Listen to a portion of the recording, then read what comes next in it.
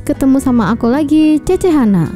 Untuk kali ini, Cece akan bahas alur film Chinese tentang seorang pria yang ingin menjadi penyanyi terkenal. Namun, di balik kesuksesan seorang pria akan ada sosok wanita hebat di belakangnya kan? Bagaimana ya kisahnya? Yuk kita langsung simak ceritanya. Jangan lupa siapkan bantal ya. Film dimulai dengan seorang pria yang sedang bersiap dengan alat musiknya. Pria ini adalah main karakter kita, yaitu Su Xingyu. Dia bermain dengan begitu lihainya. Seketika penonton bersorak dengan meriah mendengar lantunan musik yang dimainkan Su Xingyu. Namun tiba-tiba seorang wanita menghampiri dan memanggilnya. Ternyata konser tersebut hanyalah hayalan Su Xingyu semata.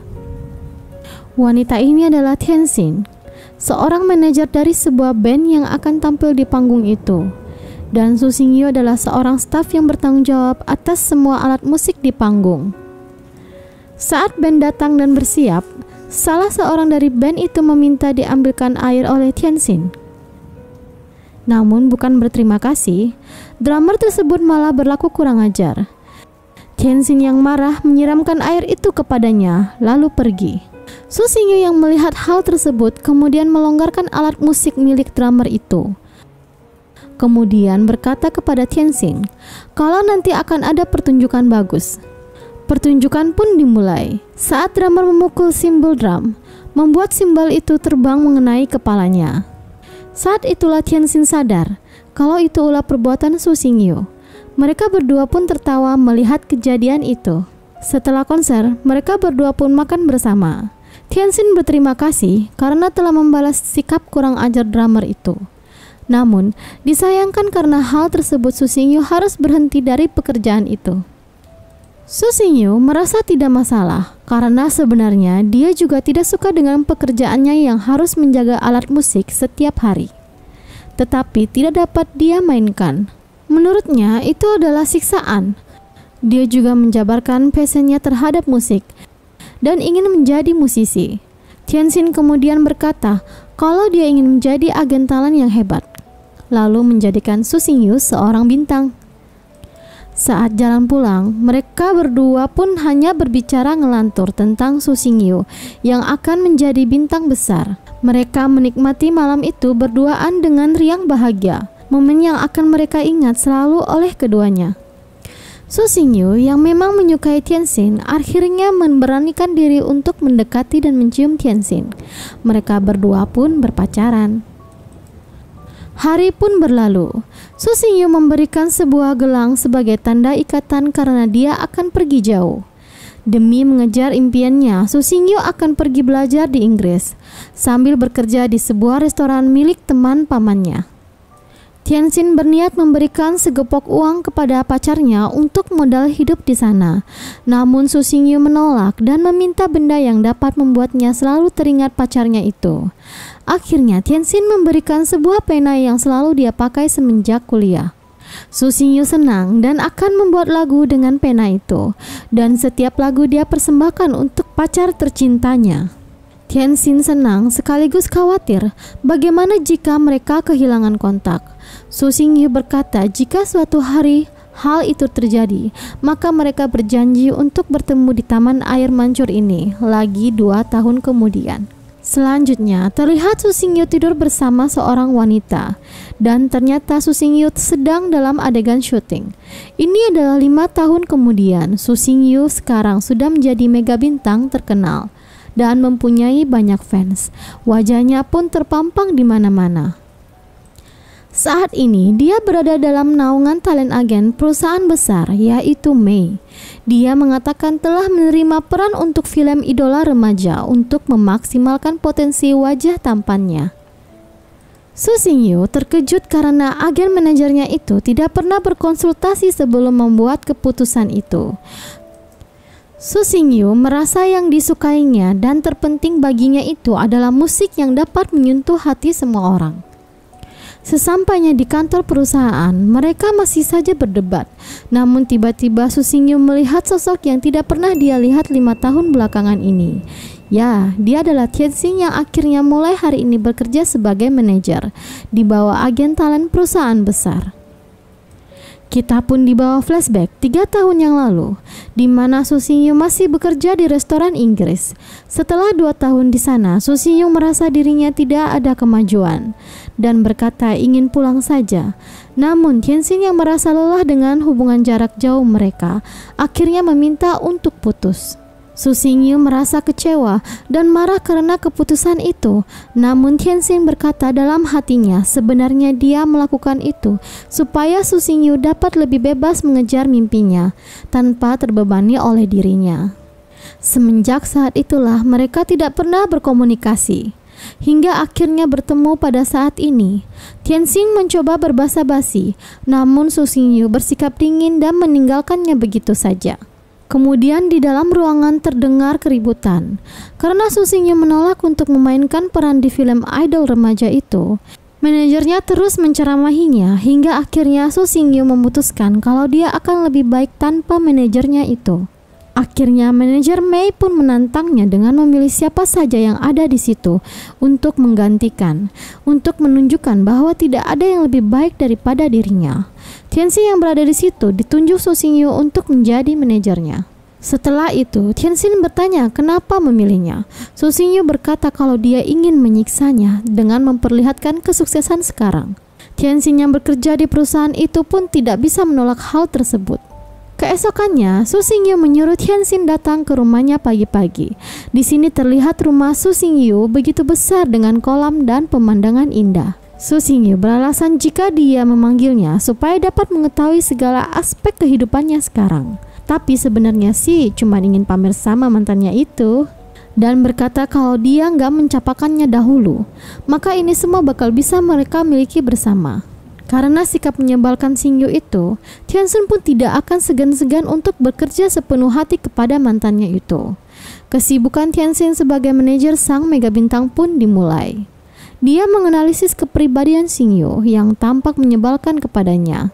Semuanya diatur oleh Hyun-shin. Mereka kini menjalani sebuah kesibukan bersama, sebagaimana mereka impikan dahulu, namun hanya sebatas manajer dan artisnya.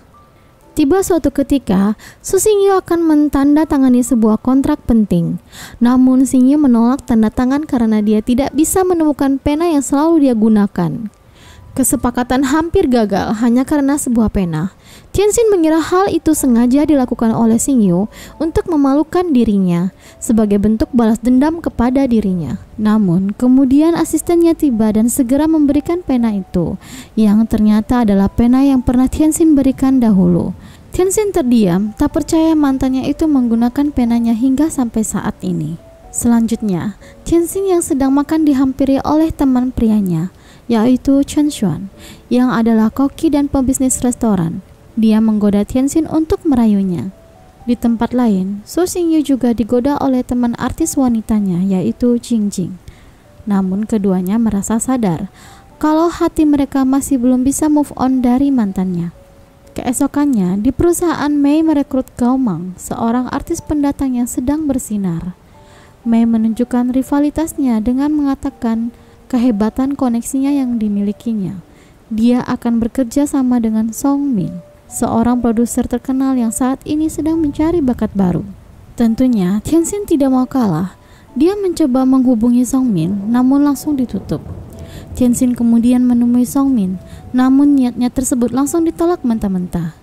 Bahkan Hyun-shin menemuinya sampai di kolam renang.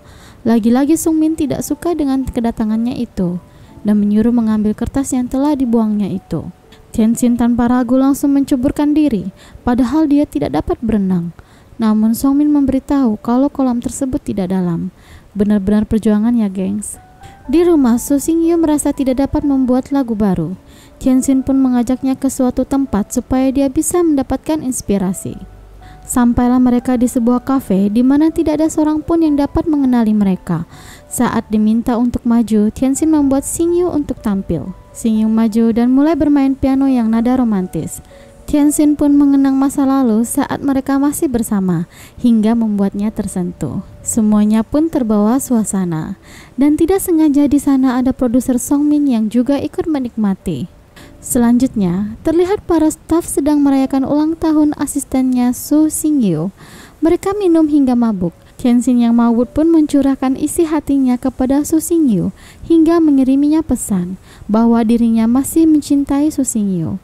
Hal itu pun diketahui oleh asisten. Keesokannya, pada saat syuting, Su Xingyu yang penasaran mencoba mengkonfirmasi tentang pesan semalam. Namun Tianxin menghindar dan adegan syuting pun segera dimulai. Su Xingyu akan syuting menaiki balon udara, namun angin terhembus kencang hingga membuat tali pengaman terlepas. Tianxin yang khawatir langsung lari dan mengikuti Xingyu, hingga akhirnya ikut ke dalam balon terbang. Keduanya pun terbang bersama. Xingyu mengatakan untuk jangan khawatir dan menunggu hingga balon turun dengan sendirinya. Mereka pun turun di sebuah padang rumput di malam hari. Mereka menunggu kedatangan tim penyelamat sambil memandangi bintang-bintang. Di sini mereka mencurahkan isi hatinya. Tianxin mengatakan alasan dia meninggalkan Xingyu 3 tahun lalu. Dia merasa dirinya menjadi beban untuk Xingyu menggapai mimpinya, karena uangnya selalu habis untuk menelponnya. Xingyu yang mendengar hal itu berniat menciumnya, namun Tianxin menolak karena baginya saat ini mereka adalah manajer dan artis. Jika mereka ketahuan menjalin hubungan, maka karir Xingyu bisa hancur. Baginya karir Xingyu adalah yang terpenting sekarang, dan dia akan mensupportnya dengan sepenuh hati. Mereka berdua pun sudah kembali ke rumah masing-masing, namun Tianxin terlihat sedang dalam kondisi sakit. Xingyu yang khawatir berniat menjenguknya, namun di luar banyak fansnya yang menunggunya setelah peristiwa balon udara tersebut. Akhirnya Xingyu berinisiatif untuk menyamar dengan menggunakan baju perempuan dan berhasil menipu para fansnya itu. Di rumah Tianxin dihampiri oleh Chang Xuan. Melihat kondisi Tianxin, akhirnya Chan memasak untuknya. Xingyu akhirnya sampai di kediaman Tianxin dan bertemu dia dengan Chen Xuan. Karena kesal, Xingyu langsung menghajar Chan dengan brutal. Namun hal itu hanya khayalan Xingyu saja. Akhirnya mereka hanya berjabat tangan dan Xingyu melihat Tianxin dengan sinisnya. Waduh, Xingyu salah paham nih gengs. Selanjutnya terlihat Xingyu sedang syuting adegan ciuman dengan Jingjing. Xingyu yang cemburu dengan peristiwa kemarin sengaja melakukan adegan kissing dengan mesra. Ternyata hal itu membuat Tianxin terlihat kesal dan cemburu juga. Sebagai permintaan maaf, Xingyu mengundang Tianxin makan malam di rumahnya. Dia pun setuju. Di rumah Su Xingyu mempersiapkan acara makan malam dengan suasana yang romantis. Tianxin pun datang, namun Xingyu terkejut karena dia datang dengan Chen Xuan sebagai balas dendam.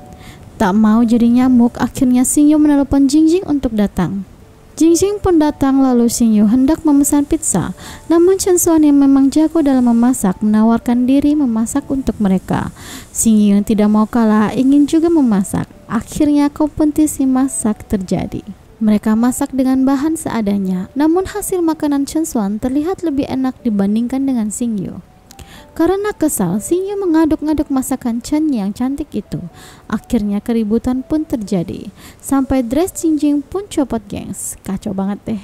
Namun tiba-tiba ada pesan dari Songmin bahwa dia mau bekerja sama dengan Xingyu untuk album barunya. Seketika Xingyu pun memeluk Tianxin. Perselisihan mereka akhirnya berhenti. Selanjutnya terlihat Tianxin, Xingyu dan asistennya sedang berpergian dengan pesawat pribadi. Mereka sedang mengobrol dengan santai, tapi tiba-tiba pesawat berguncang karena cuaca ekstrim. Suasana pun menjadi mencekam. Mereka semua mengatakan keinginannya masing-masing sebelum mati. Xingyu sambil memegang tangan Tianxin mengatakan dia mencintai Tianxin dengan senyum lebar di wajahnya. Pesawat pun berhasil melewati cuaca yang buruk itu. Mereka semua pun akhirnya baik-baik saja. Semenjak itu, hubungan Xingyu dan Tianxin menjadi semakin dekat.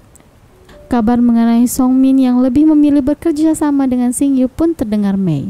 Dia pun terlihat menelepon seseorang. Setibanya mereka di tujuan, Xingyu pun mencoba mencium Tianxin. Namun dia masih mengkhawatirkan karir Xingyu.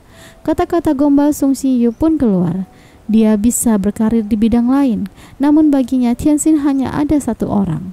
Tianxin pun akhirnya luluh dengan adegan kissing, dan adegan tidak lulus sensor pun terjadi nih gengs. Tanpa disadari mereka berdua ternyata ada kamera paparazzi menangkap momen tidak senonoh mereka itu. Kebetulan si paparazzi ternyata ditelepon oleh Mei, lalu mengajaknya bertemu. Mei mengungkapkan bagaimanapun dia adalah orang yang dapat membuat Su Xingyu seorang mega bintang. Jadi dia tidak ingin karir Su Xingyu hancur begitu saja.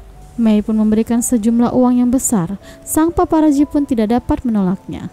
Keesokannya, Mei bertemu dengan Tianxin lalu memberitahu tentang foto itu. Mei pun menyuruhnya keluar dari industri ini. Tianxin pun dengan berat hati mengundurkan diri. Dia melihat konser Xingyu untuk terakhir kalinya, sebelum akhirnya dia pergi menghilang dari kehidupan Su Xingyu. Sebelum pergi, Tianxin menuliskan kata-kata terakhirnya di cermin. Aku mencintaimu, kumohon hargai waktu kita bersama. Su Xingyu langsung mencari keberadaan Tianxin, namun nomornya sudah tidak dapat dihubungi. Bahkan saat ke rumahnya, Tianxin di sana sudah tidak ada apapun selain gelang pemberian Xingyu terdahulu. Bagaimanapun, Tianxin harus pergi demi kebaikan Xingyu. Begitu dekat namun tidak dapat dia miliki. Tianxin hanya dapat melihatnya dari kejauhan. Xingyu sangat sedih, ditinggal pujaan hatinya itu untuk kedua kalinya. Kejadian itu membuat Xingyu mencurahkan rasa rindu dan cintanya melalui lagu buatannya yang berjudul Mi Xingyu. Waktu pun berlalu, acara tahunan penghargaan album terbaik pun digelar. Terlihat Tianxin hadir dalam acara itu sembari melihatnya dari bangku belakang. Sampai pada akhirnya MC membacakan pemenang tahun ini, dan Su Xingyu lah yang terpilih meraih penghargaan album terbaik tahun ini. Su Xingyu yang maju ke depan mengutarakan terima kasihnya untuk semua yang terlibat. Setelah itu, dia mengatakan jika keberhasilannya dan penghargaan ini adalah kebahagiaan bagi seseorang yang spesial baginya. Xingyu yakin dia adalah orang yang paling bahagia di sini. Bahkan sebelum terkenal, dia adalah orang yang percaya dan selalu mendukungnya meraih mimpinya. Entah kenapa dia meninggalkannya lagi. Namun kali ini dia tidak berkecil hati karena dia yakin akan cintanya untuk dirinya. Tianxin menangis mendengar itu semua. Begitupun semua orang dibuat tersentuh mendengar cerita Xingyu. Di hadapan semua orang, Xingyu menyebut nama Tianxin dan mengutarakan rasa cintanya. Xingyu meminta Tianxin untuk kembali kepadanya. Dia akan menunggu di tempat mereka pernah berjanji. Setelah itu dia mengakhiri pidatonya. Mei yang tersentuh mendengar itu semua menyuruh Xingyu untuk pergi saat itu juga. Xingyu pun bergegas pergi. Begitupun dengan Tianxin yang mengikutinya dari belakang. Keduanya pergi menuju taman air mancur di mana mereka pernah membuat janji dahulu. Keduanya pun bertemu. Xingyu memakaikan lagi gelangnya kepada Tianxin. Mimpinya dan penghargaan sudah diraih. Sekarang tidak ada lagi yang diinginkan Xingyu selain Tianxin. Hubungan mereka saat ini pun bukan manajer dan artisnya lagi. Akhirnya, kini mereka berdua dapat bersama menjalani kisah cinta mereka. Film pun berakhir dengan ending kissing yang begitu romantis. Oke, itu dia akhir dari film Fall in Love Like a Star. Terima kasih untuk kalian yang sudah menonton sampai habis. Kita bertemu di video selanjutnya ya. Bye bye, tetap support saya ya di Sinema Rebahan. Love you kalian.